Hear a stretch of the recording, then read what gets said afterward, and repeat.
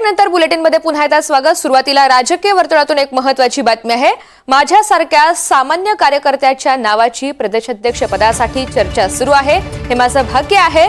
15 जुलैला ते जाहीर होईल अशी प्रतिक्रिया आता शशिकांत शिंदे यांनी व्यक्त केली आहे। मला जर संधी मिळाली तर नक्कीच पक्ष वाढवण्यासाठी मी प्रयत्न करेन असा विश्वासही त्यांनी व्यक्त केला। माझा लोकसभेला विधानसभेला पराभव होऊन सुद्धा मला संधी मिळते आहे, हे माझं भाग्य असल्याचं शशिकांत शिंदे यांनी म्हटलंय। आज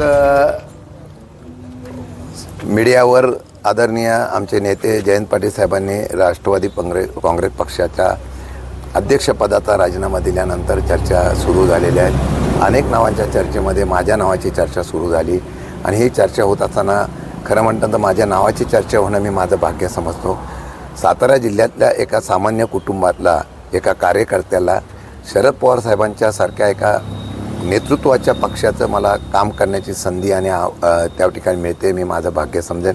यशवंतराव चव्हाणांच्या भूमीमध्ये परत एकदा अशा प्रकारचं काम करण्याची संधी देणारा एक कार्यकर्ता पवारसाहेबांना त्या ठिकाणी जर मिळाली, पवारसाहेबांनी दिली तर मी माझं भाग्य समजेल।